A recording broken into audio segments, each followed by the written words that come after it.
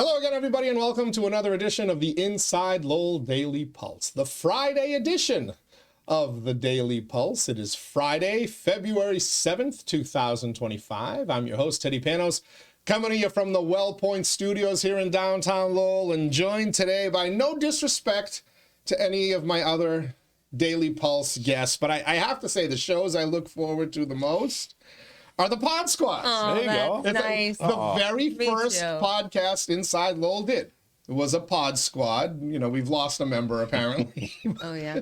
Pod Squad. Should we just needle him and see if we can bring him back?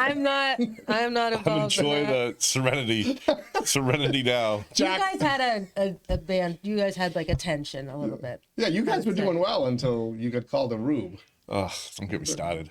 But Jack, I for one miss you. You're welcome back at any time you want. Mick misses you too. Same. 2 out of 3 miss you. 2 out of 3 ain't bad. So come on back to the Pod Squad. But we're excited. We got you changed the seating up a little bit on me here. I used to go left to right, ladies first. It was natural. Now I got to kind of go right to left to do ladies first. We have on the right of your monitor Mikaela Hondros-McCarthy, aka the Hyphen. Mm-hmm.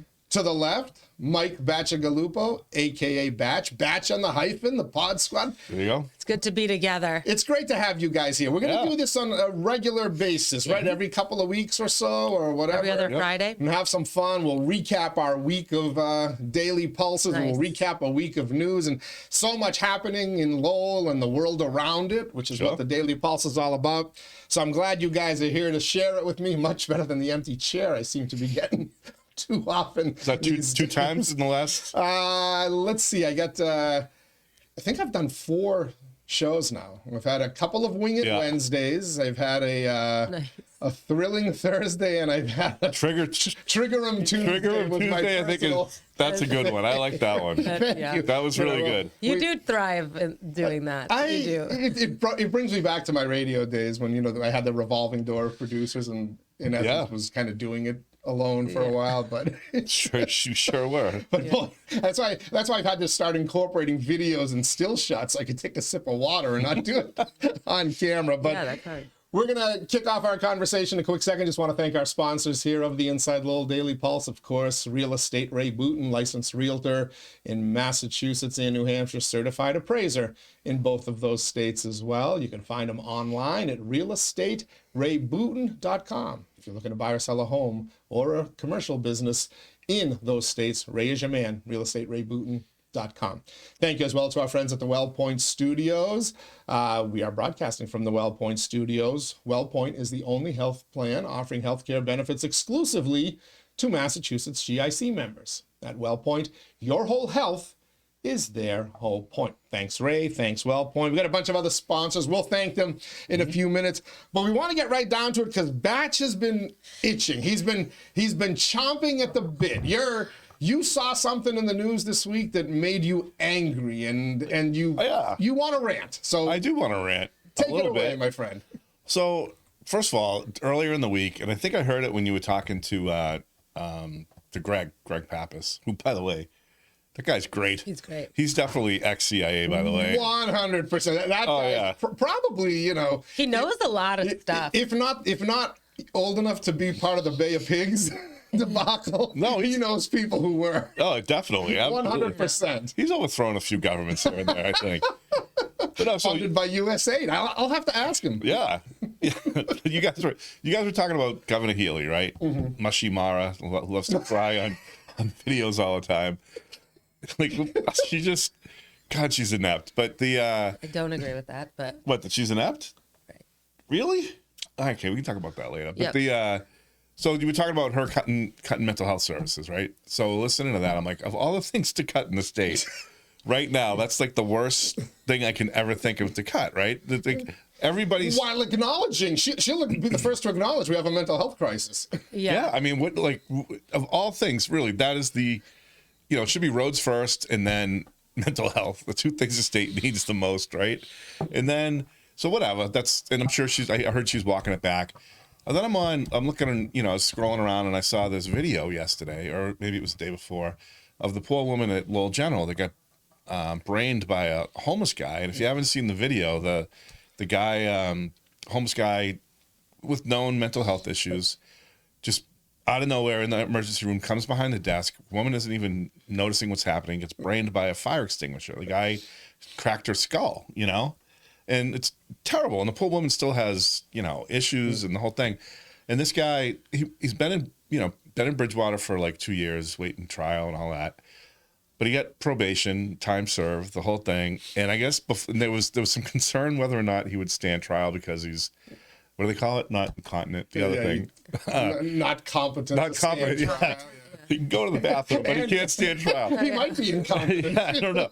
But I'm like, so I was thinking about this, and this guy's like walking around now, and he can just wander into some other hospital because you can't deny service to people and just do the same thing again. And I'm sure this guy doesn't want to go around braining people. He's got some kind of mental illness.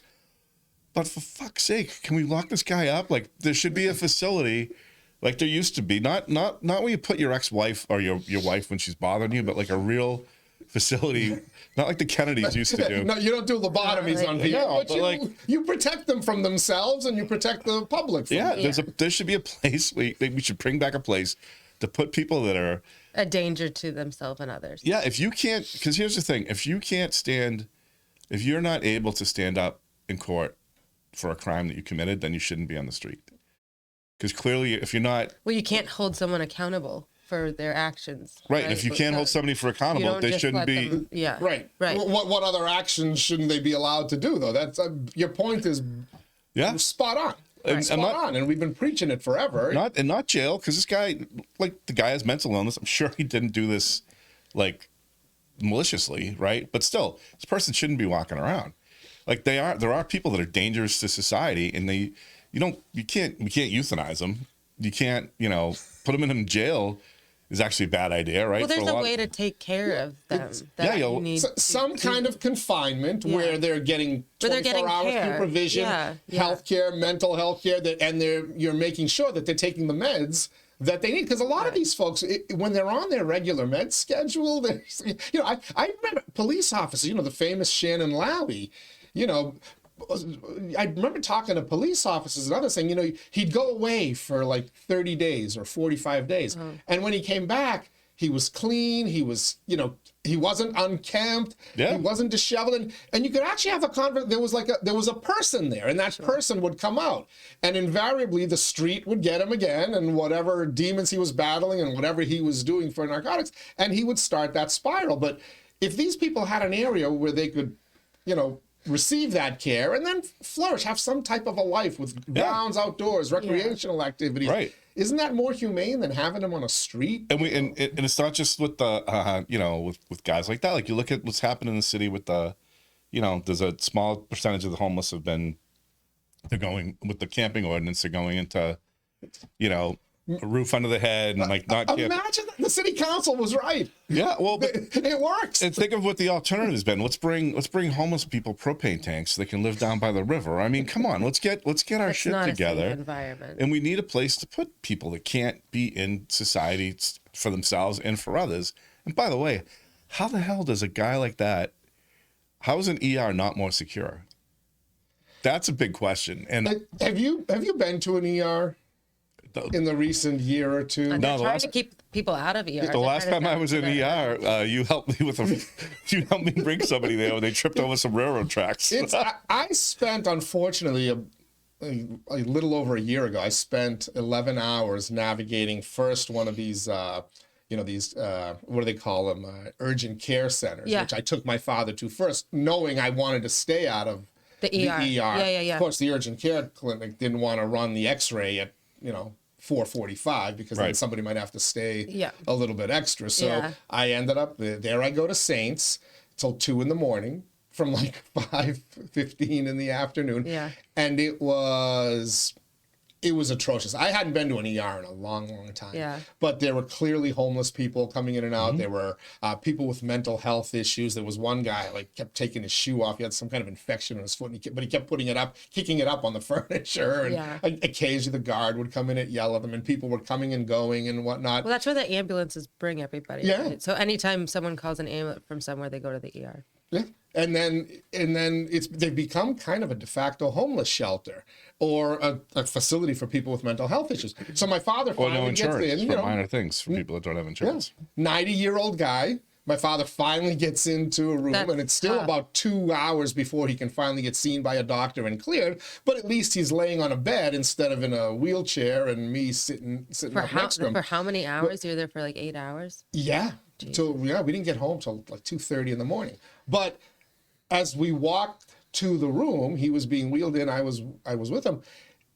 Not just the little areas they have set up for beds in the emergency room. They had beds on rollers out by the Outside. nurses' station, 2, 3 deep. And you could just hear around, people with issues like around them. And literally as now the doctors finally sees them and tells them, all right, I'm just going to finish your paperwork and get you home. But he literally, before he came back with my father's paperwork, I could hear him on the phone, and he's calling Tewksbury State Hospital saying, okay, you can come get him now. Okay. Yeah. So that's where people Tewksbury State Hospital, it's a hospital facility, isn't it, to some degree? Yeah. So you're saying bring people directly? Well, I mean, can't we beef up the hospital component of that as well? And, Yeah. Well, and the other thing, and have, as Bach said, have more security. There's no security there. There's one poor guy wearing one poor schlep wearing a suit. God forbid anyone's trying to charge him or anything. It's over. yeah, I mean, Right. well, yeah, I mean, and you really shouldn't be able to get in there without some real. There's a shit ton of drugs. There's a lot of reasons to have those places more secure. And the other thing too is I don't know why ERs, like, I know that they do these mass casualty drills where they triage people, and like some of that could be applied to the ER like a little better. Like they should treat it like a mass casualty thing.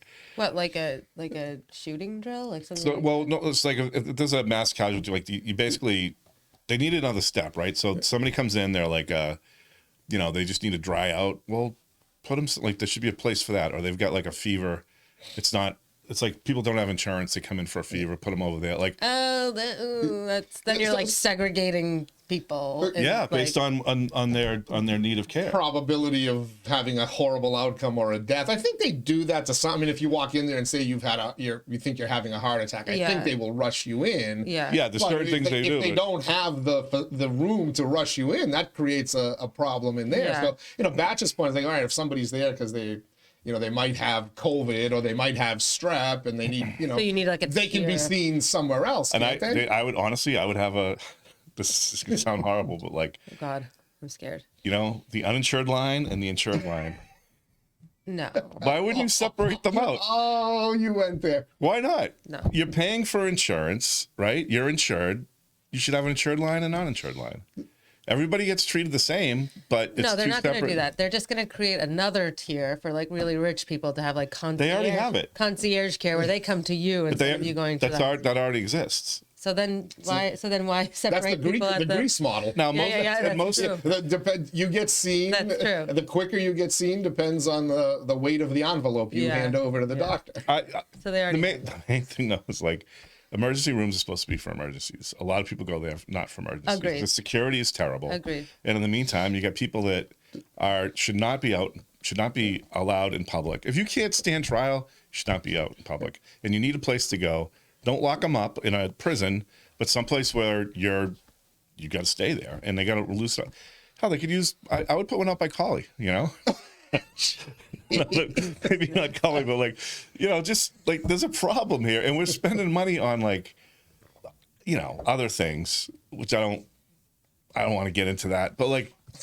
shout out to the emergency room workers and nurses the men and women, the the doctors. nurses, the receptionists. Because I can't imagine Oh, working my in a God. higher stress environment than that.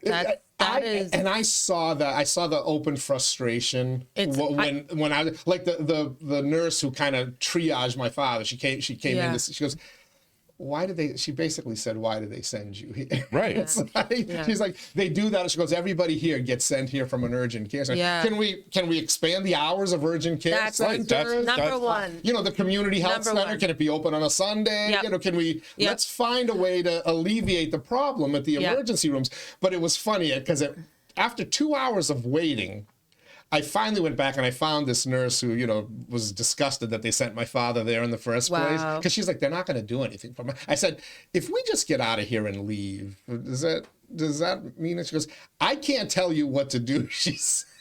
Right. But, Legally.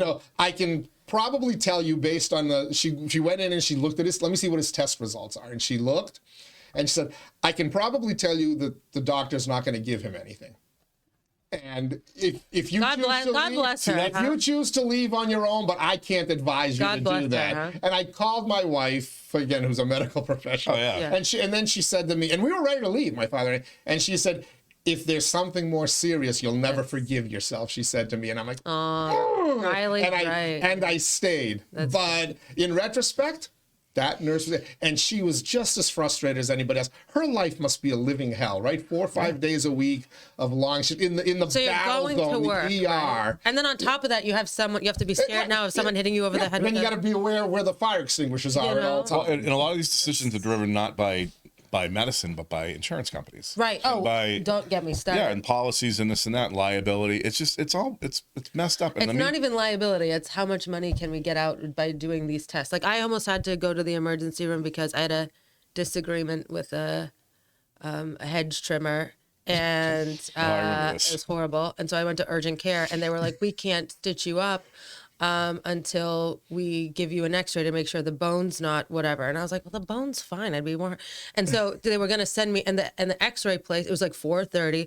The X-ray urgent care was like at another place, and they were closing soon. So they're like, "You might have to go sit in the emergency room." I'm like, "So I'm gonna sit with an open wound in the emergency room?" Like, Yeah, it's- wait. I'm like, "Can you Best just?" place to be with an open wound. There's no germs Right, or exactly. infections I'm like, floating around I'll be there. like, no matter what, Once you leave your toothbrush Yeah. on the back of the toilet. So I was like, can you Same please? thing. Yeah, I was like, can you please just? I'm like, I don't care. I don't think there's a bone. I'll go get an X-ray tomorrow. She goes, if you go get an X-ray tomorrow, you promise we'll stitch you up now. I said yes. And then Did you get the X-ray? No, and it's fine. I'm fine. like I'm fine. I'm sure it's a liability thing on their end, though, right? So maybe if we can alleviate some of the liability for these places, because look, there are doctors and medical professionals getting sued all the time for silly things. So it's the whole system just needs an enema, a USA aid type enema. It really. I'd be okay with Doge if they turned their sites onto like healthcare insurance providers, the in-between middlemen for the insurance providers. I would be fine with that. Supposedly they're looking at the IRS and the Medicare system. Well, but when you say Doge, now do you talk about the Elon Musk Doge or the Eric Gitchier Doge? By the way, that was a great The line. Department of Gitchier. Yeah, that was good. Which would have had the high school coming in on budget and on time. You've got some great ideas. Certainly does. We're talking to the Pod Squad, Mike Bacigalupo, Mikaela Hondros-McCarthy on this Inside Lowell Daily Pulse. It is Friday, February 7th, 2025. We're coming to you from the WellPoint Studios. At WellPoint, your whole health is their whole point. Today's episode, like all our Inside Lowell Daily Pulses, is brought to you by Real Estate Ray Booten. If you're looking to buy or sell a home in Massachusetts or New Hampshire, or if you're looking to buy or sell a commercial property or business, Real Estate Ray Booten is your man. Find them online, realestaterayBooten.com. Thank you as well to our friends at the Washington Savings Bank. Banking that feels like home. Make the switch now to Washington Savings Bank. TMI Properties, quality and value at every price point. Find your perfect space with TMI. Mahoney Oil, providing warmth and protection to Greater Lowell and Southern New Hampshire since 1925. Fuel up. It's Filler Up Friday. Fuel up at Mahoney Oil for the weekend. Another storm is coming in for the second half of the weekend. The Greater Lowell Community Foundation, improving the quality of life in Greater Lowell through impactful strategic philanthropy. Francis E. Preventure Insurance, the agency Greater Lowell has counted on since 1982. And by the Massachusetts Pirates, bringing all the hard-hitting action and excitement of arena football to the Mill City. Bring back the Hyphen, Batch. Come on, keep going. What else you want to rant about? Well, I was gonna say the Washington Savings Bank should add LLB to the end of their name. LLB? Lowell's Last Bank. Look.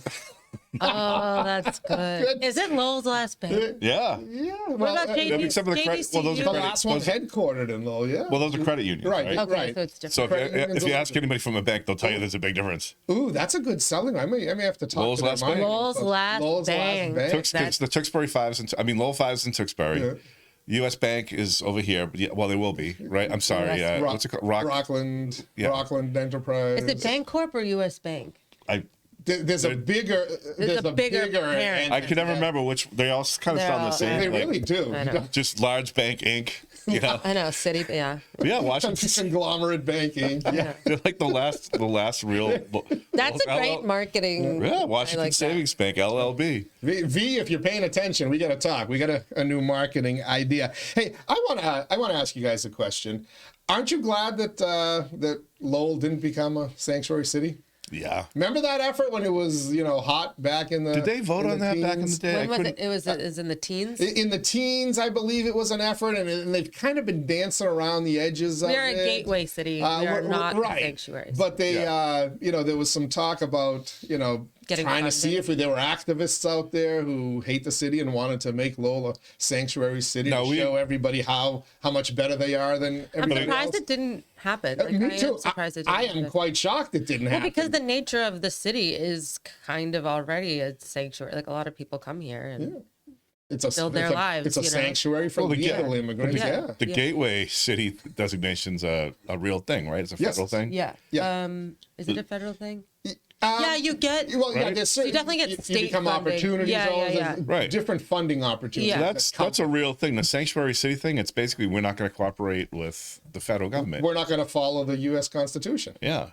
And now there's a new sheriff in town. I always warn people, you like executive orders and when it's your guy in the White House or in the governor's seat. But man, that worm turns. And now Donald Trump has told the Commonwealth of Massachusetts and the sanctuary cities in Massachusetts that they are going to withhold funding from them for that designation. So the Lawrence, Boston. Oh, by the way, I think my biggest concern, though, seriously, of all the cities. This is going to be something not serious, but I can't. Why would you I think can that? already tell. Let's My hear it. biggest concern is, if the federal funding's pulled, sanctuary city Concord's really going to be. Yeah, They're going to suffer. I mean, Is Concord a sanctuary city? yes. Yeah. Yeah, the whitest city in the state. The only illegal immigrants in Concord are the nannies. The only non-white people are the ones in the prison. Yeah. Oh yeah, the prison is that prison still open? I think didn't they close Concord? Or? I don't know. It'd be a great place. It might still be It'd be a open. great mental health facility. So, well, then nobody's in prison nowadays, so we could repurpose them, Yeah, right? but no, I mean, of course, Concord a sanctuary city. Come on. But I'm in personally. I'm watching these liberals lose their mind now in Lowell and abroad over the Trump administration's declaration that we're going to withhold your funding. Isn't that what Maura Healey's threatening all of our communities with? Oh, over the T thing? Over the they MBTA don't. communities thing? You don't want this housing? Great. There go your grants. We're going to withhold your fire funding. We're going to withhold this. But Same thing. Was isn't that it? was that ruled unconstitutional? I forget. Well, no, they ruled that they didn't properly put it in place and go through the procedure. So they just went back and went through the procedures properly. I think I Was saw it her. withholding existing funding, or is it just not promising additional I believe funding? future funding is how. Okay, so it's what? not withholding existing funding. Well, you might have the funding, but in the next cycle, you'd have it withdrawn.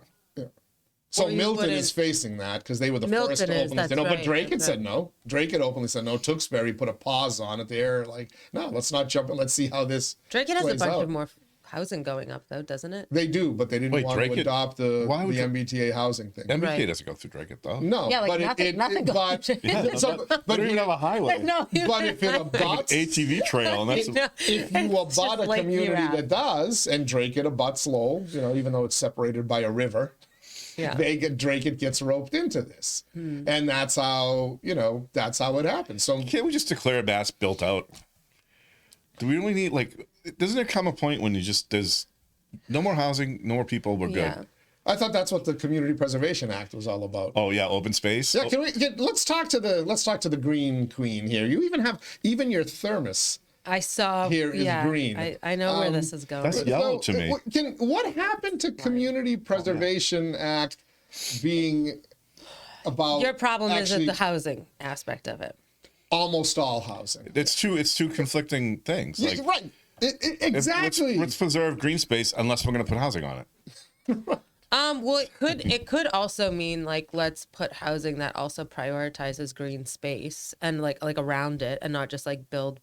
Like it could be good planning for additional housing. There's a lot of parks that have gone up on Merrimack Street and in Lowell and Market Street. Exactly. Yeah, I see a lot of But those look shovels like in good. the ground. Those look like good buildings. Like those look like good. What's that? The Acre Crossing. They've got a park there, right? Yeah. Oh, yeah. No, that's close to North Common. I think that's a vacant lot. That's close to North Common. Look, do we need some level of housing? We can argue that. Right. I'll argue that all day. But my whole problem with this was It's a tax. when you're told when the name is community preservation, building housing isn't exactly preserving anything. It's actually, as Batch said, it's taking away potential outdoor recreation stuff. And as I suspected, it's become your entire thing for the last 2 or 3 years after the big Roley Farm investment. Which was awesome. But I mean, I would be curious about any money that comes from that fund, the Community Preservation Fund, what the parameters are. Like if I'm a housing developer, like do I have extra special parameters put around that development?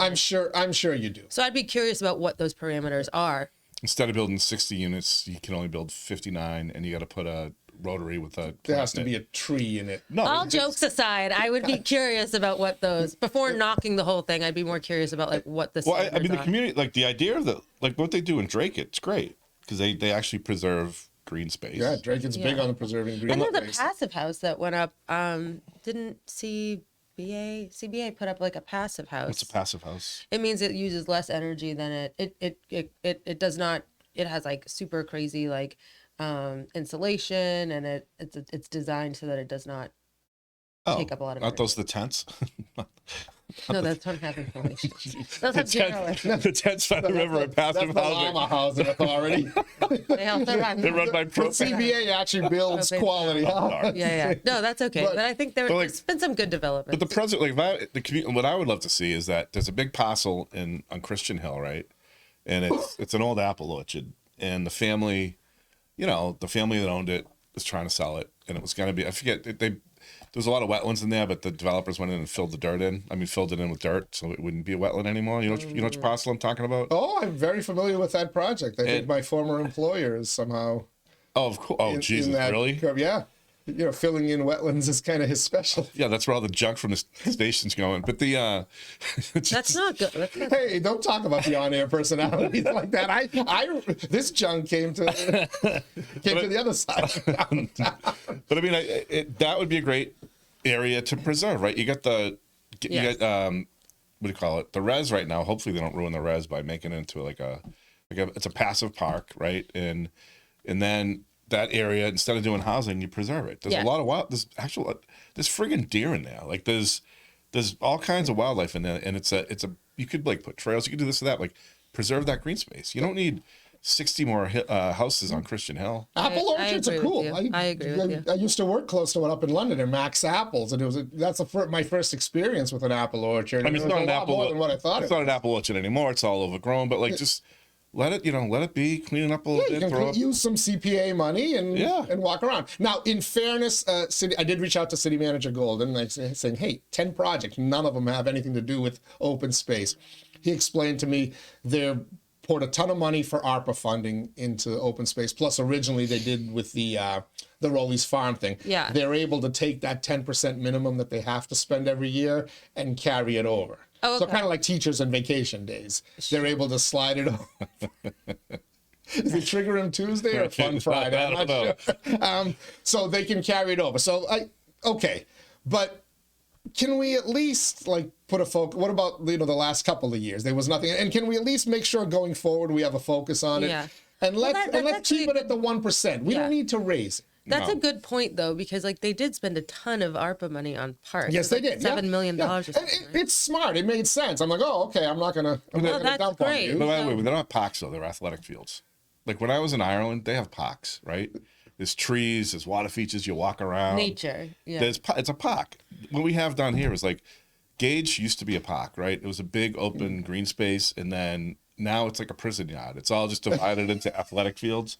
Oh, I with don't like fences that. and stuff, and that's what we end up doing. I don't really like that. Yeah, And we need then- nature. We need real nature parks. Yeah, and then With trees. and if there's less grass to cut, I mean, I don't know what people are going to take pictures of and put on Facebook, but like some of these parks are like. Did you notice that has stopped? Well, yeah. I Well, mean, it's the winter. Yeah, true. But I mean, even like in the harassing of city employees. Yeah, I think it's stopped a little bit. We're making a difference here at Inside Lowell. But like when you like the res up on that is perfect the way it is, right? It's just a green space. That's a great space. Trees, no fences. People walk around. They walk their dogs. Like we need more of that. I agree. I'll agree with you with that. We don't need more. We don't need to take a nice open green space and put 60 more houses, which means that's 120 cars and probably 6 school bus stops.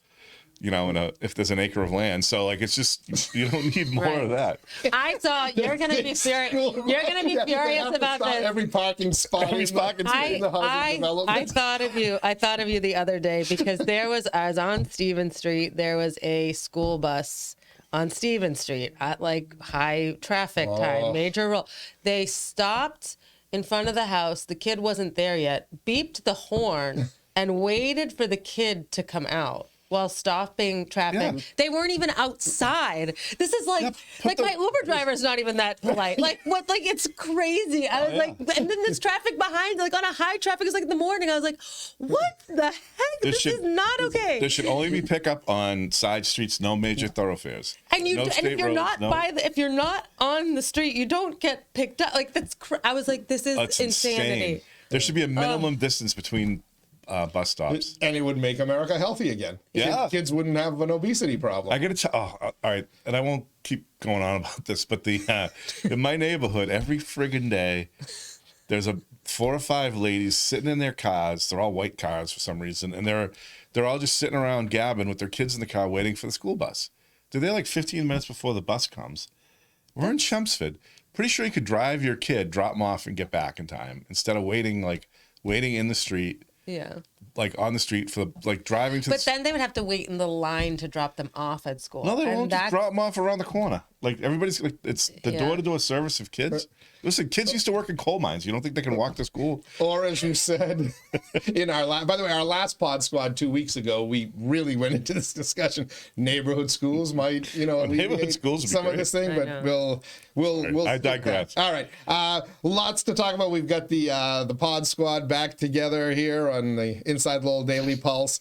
Been a big week for Inside Lowell in a couple of ways. First, a story that we ran last year in a video in last January regarding a charter school in Lowell, the one out on Middlesex Street, the collegiate charter school, that's the one and traffic KIPP Academy. Screwed up. The basketball game where the transgender athlete from KIPP Academy supposedly injured 3 girls. What kind of game was it? There was a girls' game? basketball game. 3 girls got injured by a boy that identifies as a girl playing basketball. Lowell Catholic, a Lowell Collegiate Charter School walked off the court.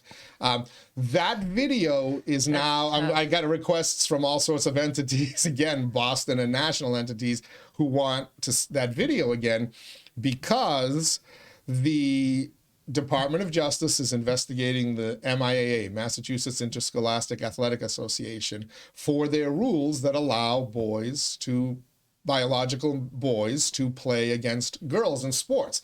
Now, I thought that changed already. So the Trump administration filed an executive order. They've talked about it. They filed an executive order. No.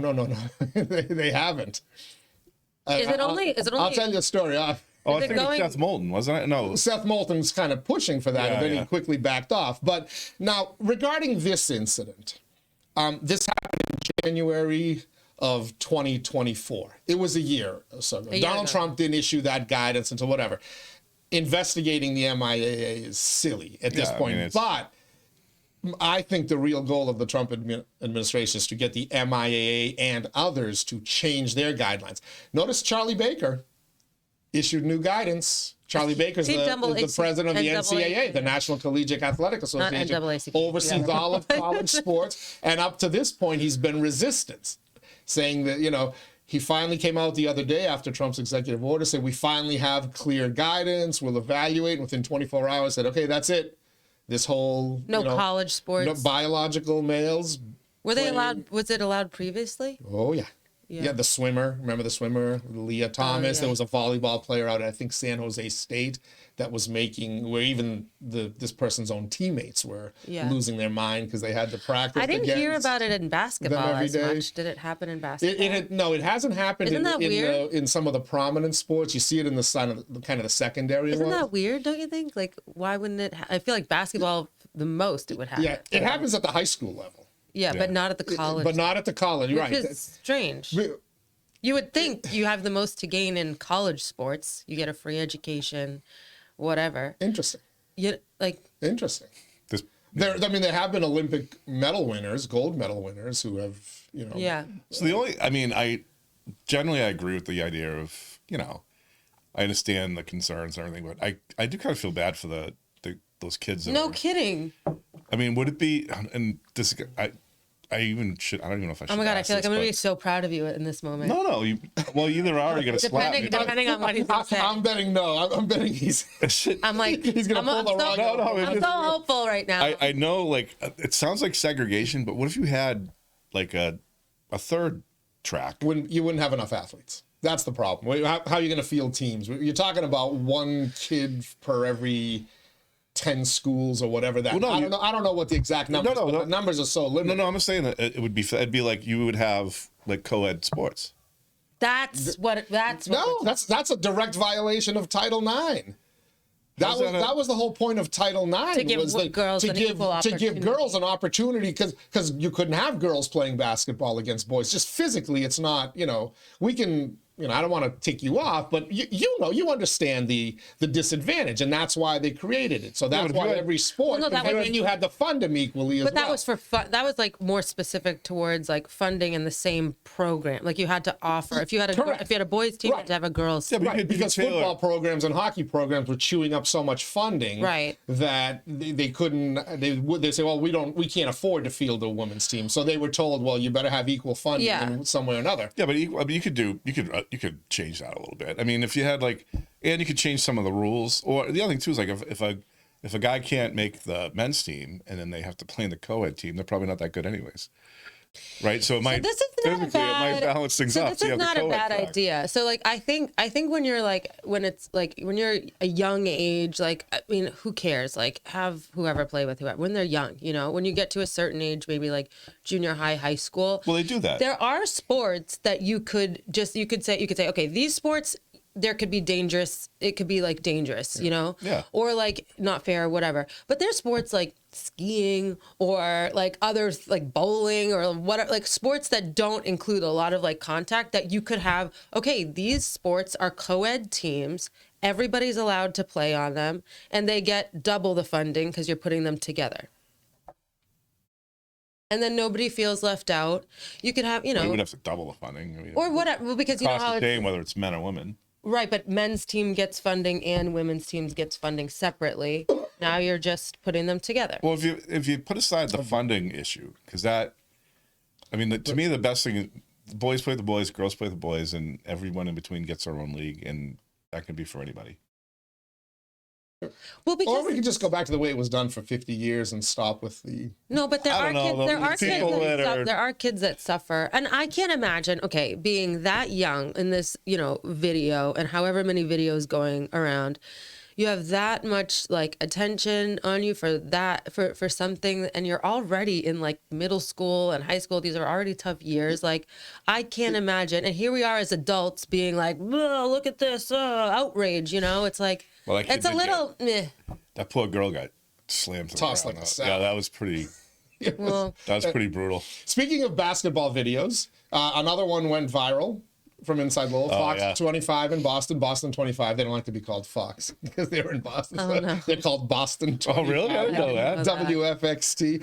They picked up the video that we ran the that was other awesome. day, and it was part of my Wednesday Daily Pulse of the middle school game, and it was. that's unbelievable. Mikaela had not seen it till we Yeah. played it for her By the way, beforehand. middle schoolers got good. Let's play it. Pop that up, and now that I know the audio works, even though we can't hear it in here.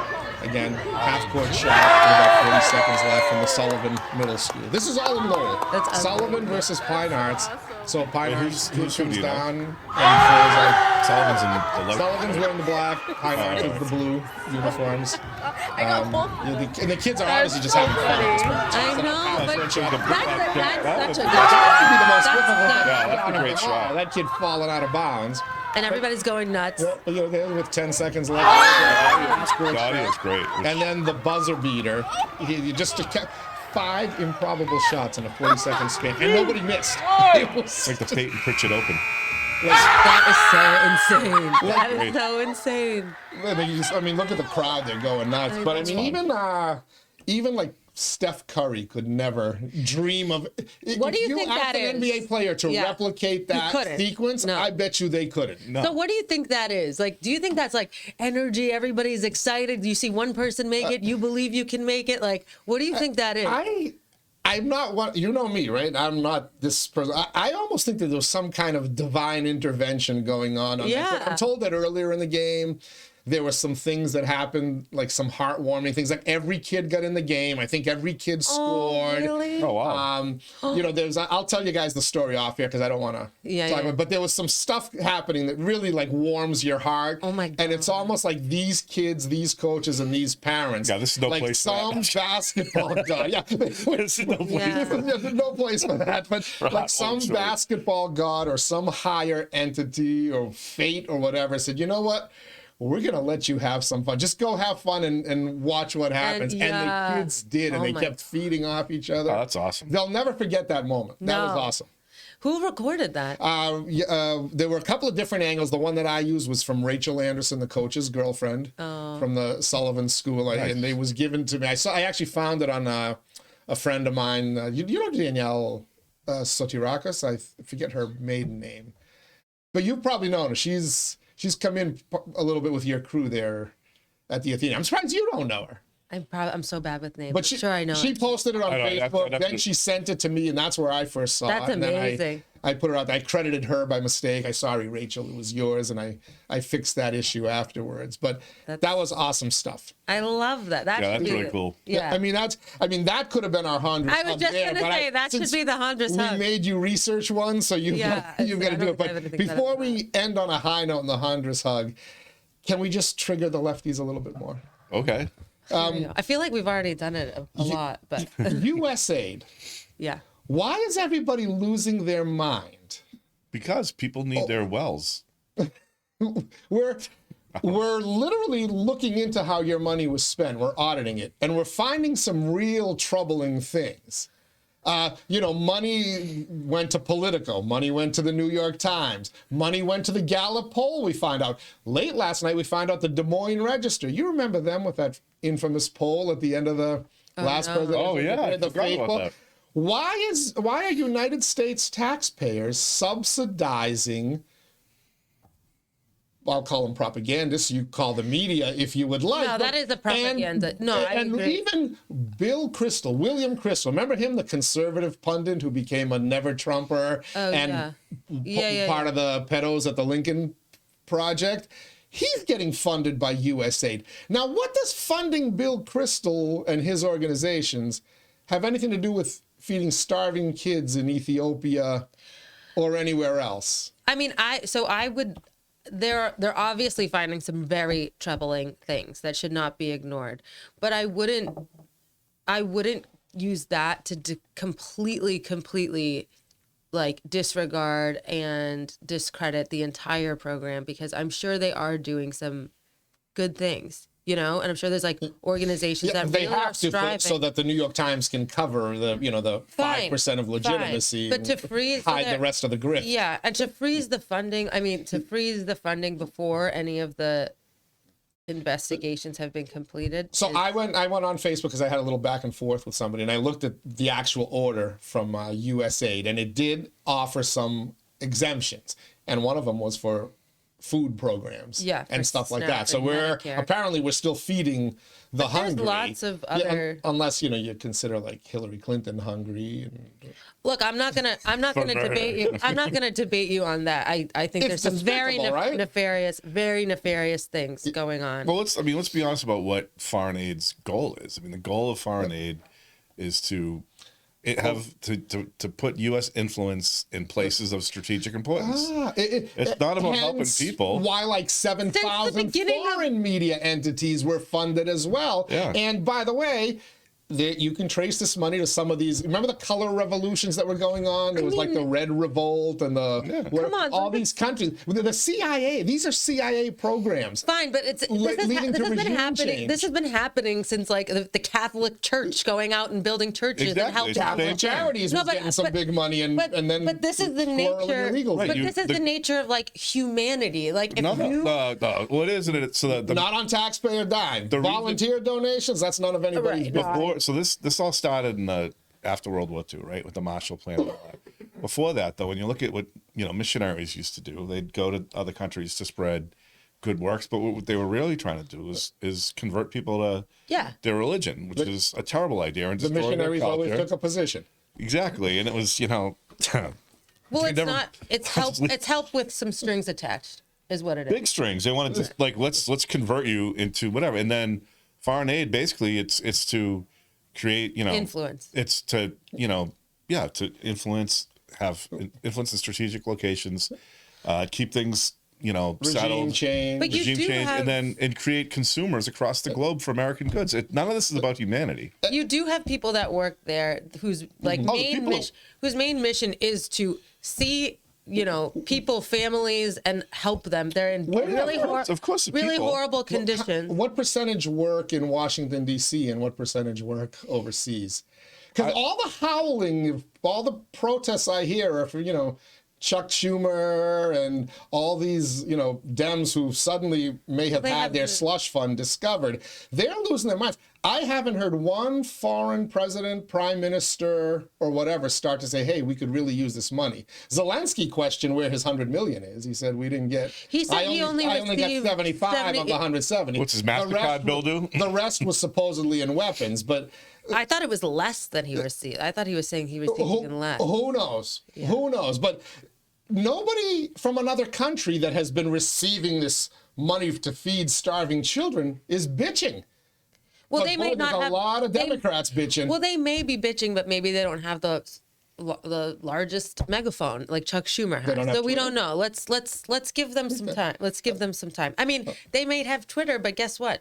Maybe our friend Elon is censoring him like he did to Laura Loomer. But there is a strategic disadvantage to not doing foreign aid, right? Like one of the reasons, like China's doing a lot in Africa right now. Yeah, we left Panama alone, and look, China took over the canal, basically. But I mean, I think you need to dismiss, and I think the people on the ground absolutely are doing it for the right reasons. Like, building a well in a village that needs water, right? But, basically, while you're doing that, the U.S. is propping up a terrible regime. Like I think a lot of the immigration problems that we have, a lot of the migrant issues, a lot of the instability in the world is from our foreign involvement. Yeah, I agree. How much money went to Haiti to improve people's lives down there? Yeah. Through the Clinton Foundation. How's it going right now? And we're still taking them in, and they're trying to escape a unbelievable poverty situation. Right. By the way, our funding got cut off for the Kenyan military.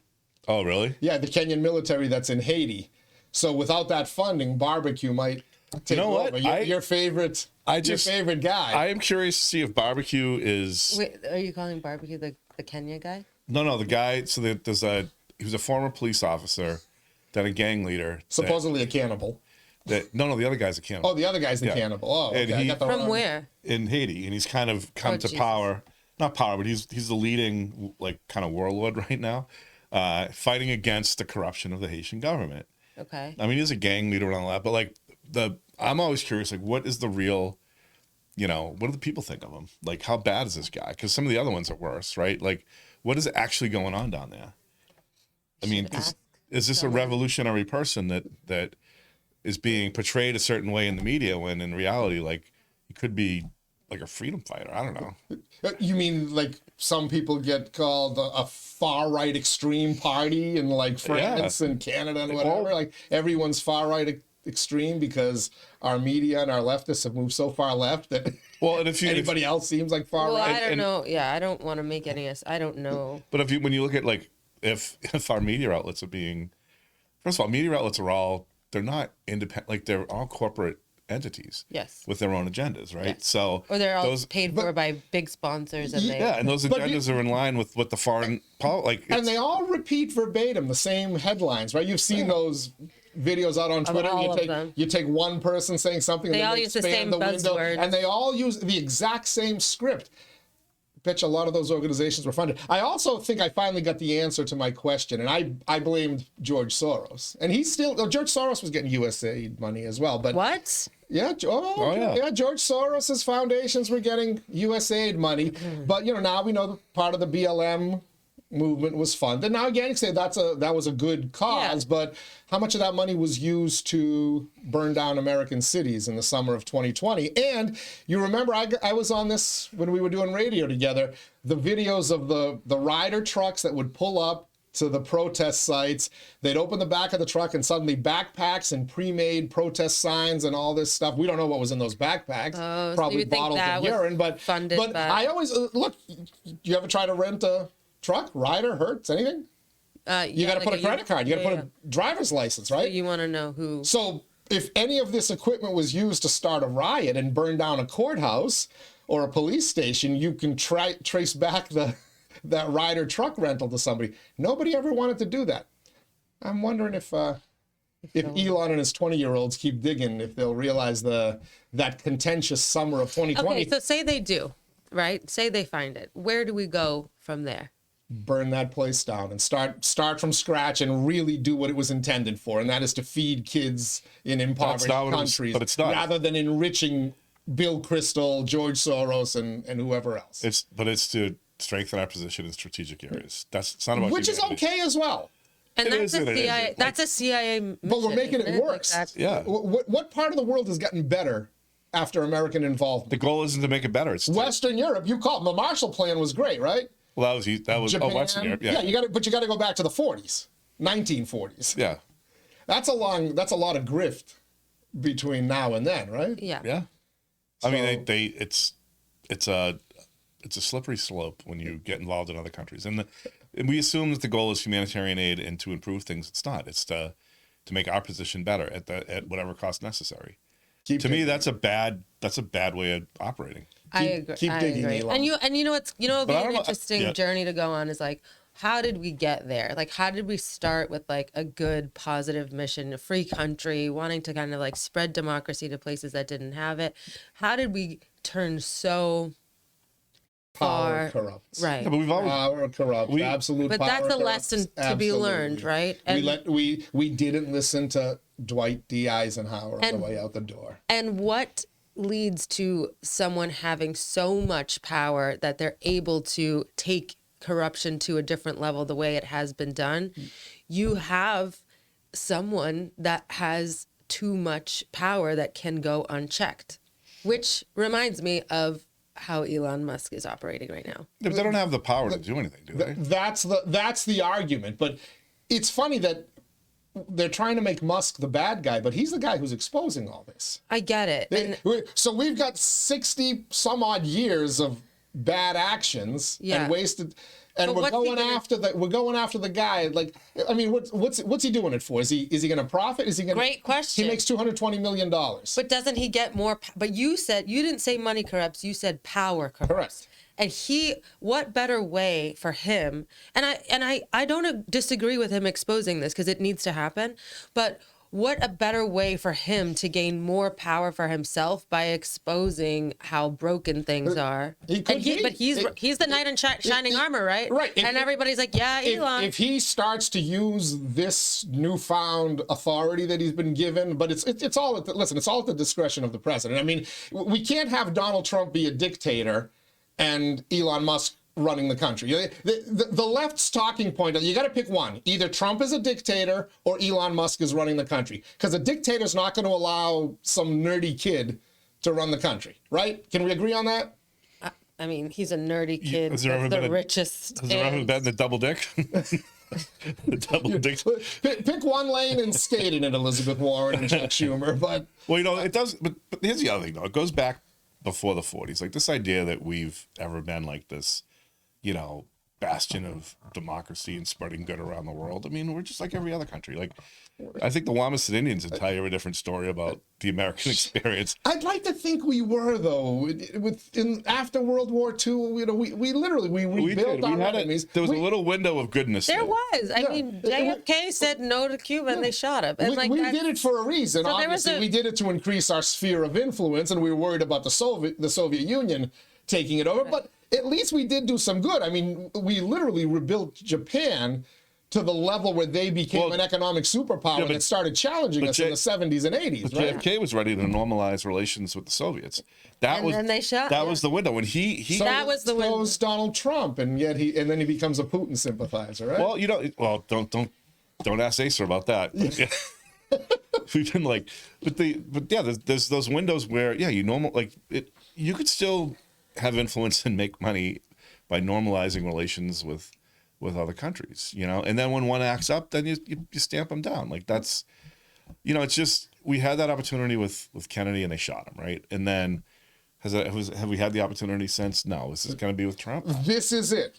So are we going to I have my doubts. Are we going to let some panicking over Elon Musk being the auditor? We like audits, don't we? We do. Your organization gets audit. Your organization. We like audits. Didn't Massachusetts? Didn't we vote 72% to let Diana DeZoglio? That's going on right now, right? Oh wait. And this whole talking point about, Elon's doing the audit. He wasn't elected. Do you think Diana DeZoglio was actually crunching paperwork and looking at the line items, or do you think she has people, who are trained to do audits going through the paperwork? Why would you elect your auditor though? Like, if you're gonna have, that should be appointed, not elected. Because in Massachusetts, you've got a I mean, Matt, I'm saying but in terms of the federal government, appointing he can't go. You appoint somebody who's a computer genius who gets a bunch of other computer geniuses to be able to crack the codes that these guys.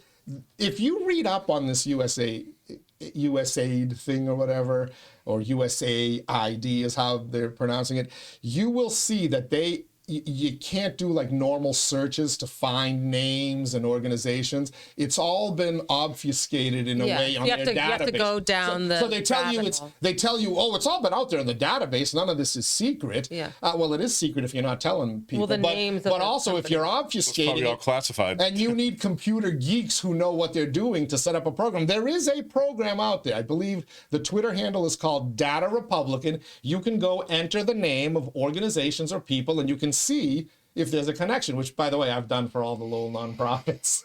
So we'll see. More on that to come in future episodes of the Daily Pulse. But if you have nothing to hide, why are you upset? Well, what's interesting too is that this is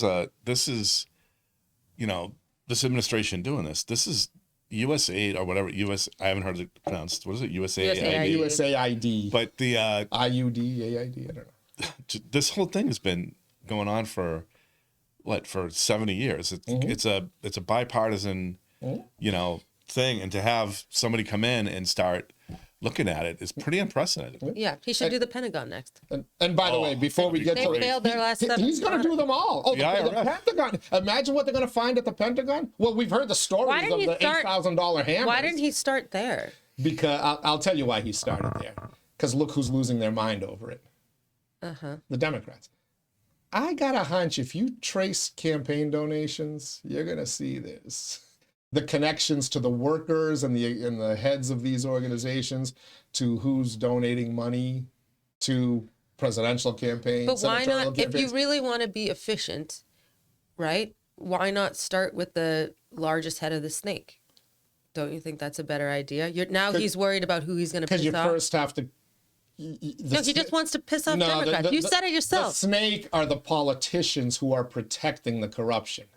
And it's not, by the way, it's not just Democrats. They're the ones screaming the loudest. But I can guarantee you Willard Mitt Romney and... But wouldn't you find that same thing at the Pentagon? You might. They vote for... I don't think it's the politicians, though. It's the people behind the politicians. It's the career kind of bureaucrats, or the people that have been there for... The ones who are blackmailing him with the Epstein and Diddy list, which is why we haven't seen the lists. Which we're supposed to. I'd love to see the list. They said there's a date for it. February 15th. Why haven't we seen the list? February 15th it's supposed to come out. Is it? Oh, that's just 8 days from now. They're dropping it on a Saturday? I think. Oh.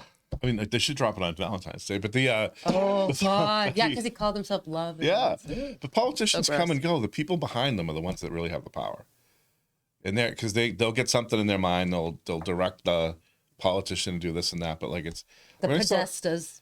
well, there you go. Like when I was at my 3 months, Michaela's coming around. my 3 I'm not months. coming around. I'm just saying there's some darkness behind I it. mean, the 3 months I spent at the State House years ago, I could see that the legislative aides were the ones that really ran the show, and they would kind of direct whoever they were working for to kind of do their bidding and do the trade-offs. But you could keep a consistent narrative, and that narrative is to maintain the structure because it benefits them, right? Maintain the status quo. Don't do anything to shake it up. So Republican, Democrat in office, just don't change things. Right, and that's what happened. Fight over the. So do you little think hot George? button So do you issues. think the Bush administration, both of them, were 100%. behind all of it too? Oh, 100%. Oh, it goes back. The Bushes, they're probably as dirty as anybody. The old man was CIA. All right then. I bet you the old man knows a thing or two. I'm sure. And it was, listen, I used to wave that flag like anybody else. And it was George W. Bush and Dick Cheney, the new hero of the Democratic Party, Dick and Liz Cheney. They lied to us about weapons of mass destruction in Iraq. That's what for anybody out there wondering why I do not trust the U.S. government, that's where it comes from. Up until that point, I was waving that American flag about, Afghanistan and even about the second Iraq war. And then I realized we got played. And I started to wonder how many other times did we get played? Mm-hmm. We're finding out how much we got played. By the way, one more funding thing from USAID before we get to the Hondros hug. Yeah. The Wuhan laboratory got funded by USAID.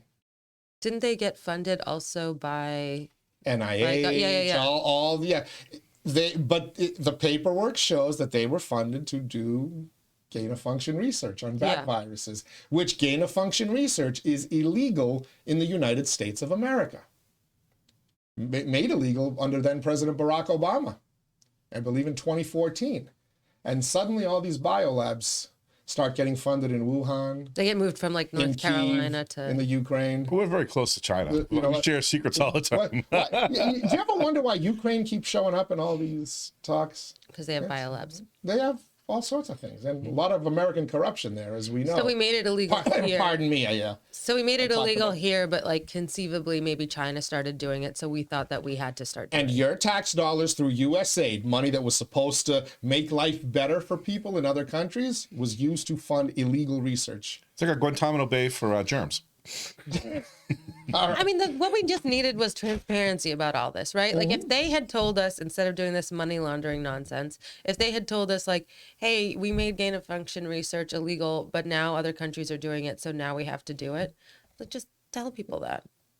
Why? If you just think of the logic, we decided to fund gain of function research in a Chinese lab. Our biggest enemy, but not. Yeah, what's but that? Barack Yeah. Obama told you in a debate against Mitt Romney. He goes, our biggest threat as a country is China, not Russia. I want my foreign policy back. You remember he said that about the 80s? So we're funding a lab that's doing gain of function research in China. Did we think we were going to control that? Were we going to control that research? Right. This is the kind of, it needs to be called out. Agreed. Shine a light on it. Watch the cockroaches scatter, and man, they are scattering. They're losing their mind. Usually the person screaming the loudest is the one that's doing the grift. And release the UFO and Kennedy stuff. Yes, and the Release it all. Epstein list. And the Epstein list. I want the Epstein and the Diddy list, because now you'll know how people are being blackmailed. And take off the freeze of funding for like things that like need to actually happen. Like All for they're freezing a lot of funding for like actual amazing research. Lots of good, hardworking Americans don't know if their next paycheck is going to come, and that's not efficient. And All that's for it. horrible. All for it. You You can can't freeze- investigate while still funding. Right, exactly. And you Like, can't do it if- anyways because the funds are allocated by Congress anyways. But as you've said Right. regarding the illegal immigration problem, first you got to turn off the water before you can fix the pipe. So sometimes you can't. So you just unemploy a bunch of people because they don't have any funding. They can't get paid. Sometimes you can't take a shower when the water department starts working on fixing a pipe in your street. You can't take a shower when you get some brown water. For a Yeah. little Oh, bit. just tell that to all the people that don't know where their next paychecks are going to come from, and It's- you know. They're government employees. I've seen them survive the shutdowns and get paid handsomely retroactive. I'm not shedding any tears. Go Elon. All right, let's end it on a high note. Okay. The Hondros-McCarthy, a regular feature on our Pod Squad Inside Lowell Daily Pulses, where we put aside all this negativity. 1 hour and 4 minutes of negativity minus the paid sponsor. And the nice video of the kids. And nice video so that you that did. was like the real like positive moment, because this isn't that positive. So that was the Panos hug. I want to hear the Hondros hug because it makes me feel better about myself and it sends me into the weekend feeling upbeat about humanity and the future of our country. Okay. I think you're going to like this because your motto is like, you love to question everything. Yes. Right?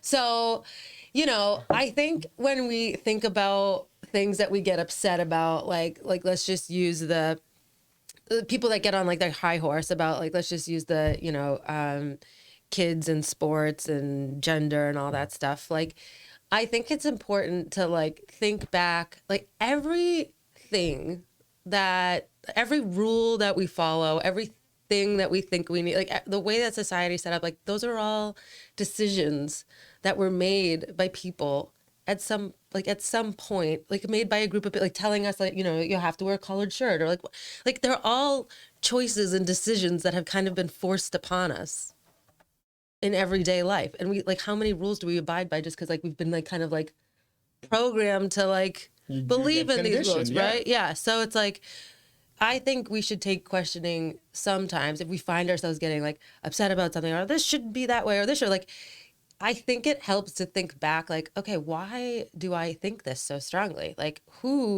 how did this idea get put in my head? And like, what about me gets offended if someone goes against that, and why? So I think it's not really a Hondros hug, but it's like, I think it's like when you find yourself getting so upset or offended by something, like think back of like, what has programmed me to feel so strongly about this? And eventually people get to like get offended, to get like up in arms about like what inside me is like getting offended by this and why. That's our upbringings, right? Right. But like, it's like, we do all have a sense of right and wrong. And that comes from, I think, like a very basic level of wanting ourselves to be happy, the people we love, and like living in a peaceful environment for everybody. So is it okay that I don't wear a tie, or is it not okay? Yeah, it's okay. Okay, good. It's great. You don't have to do it. But it's like, why do you need to wear a tie? It wouldn't be by my mother. If she saw you in shirt without a tie, you weren't going to get a talk. Oh, yeah, I know that. At some point, there was a group of people that sat in a room and said, we should wear ties. And if you don't, you're not dressed up enough. And like, how dumb is that? It was Men's Warehouse. Right. But like when you think about it, it's like, how crazy is that? And like, I just follow these rules blindly every day. It is good to question things. I blame Moses. Moses. He was the original rule maker. If you think about it, our behavior and our sense of what's right and wrong can be traced back to the Ten Commandments. But those are pretty solid rules. Had Moses just left it alone, had he not gone to the burning bush, They were rock solid rules. Gold. we would not. We could be living in a completely different society. True. And we do need rules, right? We do need rules of engagement because there are, Your rules or my rules? Exactly. Or Batch's rules. Exactly. Rube's rules. Rube's rules of order. I should write that. Instead of Robert's rules of order, Rube's we got rules of order. rules of order. All right. Mikaela, always good to have you here. See, we got two feel-good moments. I feel great. The basketball video and the Hondros hug. Yeah. Batch, good to see you as always. Always. Thank you for you being the lead ranter today. You had some positive stuff. Yeah. Let's see how it goes. By the way, Asa told me to bring up the barbecue in Kenyan thing for you. Oh, I love that stuff. He knew it would get you going. Oh, yeah. So, thank you, guys. We'll see you in a couple of weeks. Yeah. All right. Thank all of you for joining us as well. That wraps up another week of the Daily Pulse here at Inside Lowell. Hope everybody has a great weekend. Stay safe out there. On Monday morning, Melanie Gilbert from the Lowell Sun is going to join us for the Daily Pulse. I'm going to beg her, I'm going to plead with her to make the column great again. To make the call, to lose the TDS and the DDS. Is she on with a city councilor, or is it her? Just her.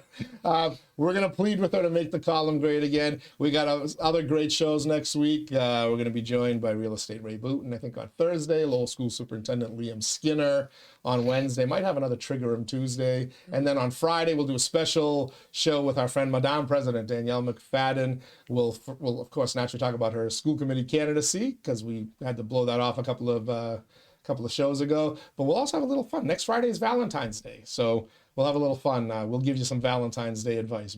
Bergie's versus mine. See who's you take. We'll see who's you take. Till then, everybody stay safe, stay warm this weekend. We'll talk to you next week.